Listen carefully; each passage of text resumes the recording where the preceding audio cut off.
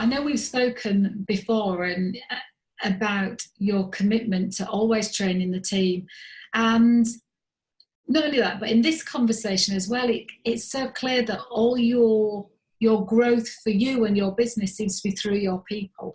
What sort of training and development do you consciously put into place?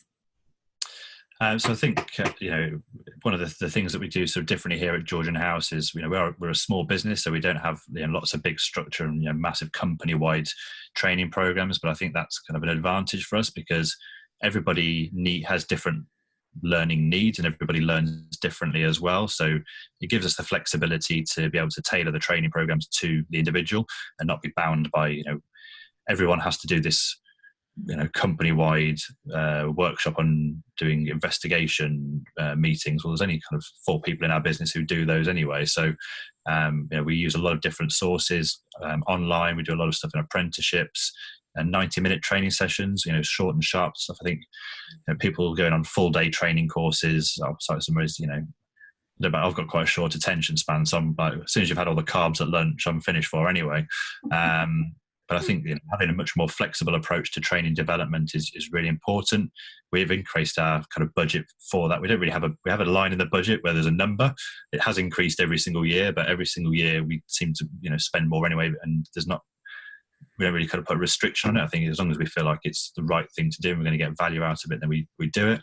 And I think especially in an age when a lot of people are cutting back on those sorts of things at the moment because of uncertainty, and there's a lot of other financial pressures obviously in businesses, but ultimately I really believe that if you kind of look after your team and you really invest in them, they will give you the return. And people are finding it so hard to recruit already that if you can go and work somewhere where they treat you really nicely and they help you grow, then it's kind of a no-brainer really. But we do have a few sort of, I wouldn't say unique, but different ways of we do train. We do a lot of lean Six Sigma work here, so that gives us a nice advantage over people who are not doing those things in terms of improving our processes a bit for efficiency or quality improvements. So I think it's just about kind of identifying what is the right thing and recognizing that everybody needs different things. Mm. And what is the downside? What are the consequences to suddenly just turning the tap of training off? I mean, I'm going to begin to describe it. I think, we've seen that in other businesses where, people are brought in, they're, treated like an absolute commodity, not really looked after, receive no training, haven't got a clue what they're doing.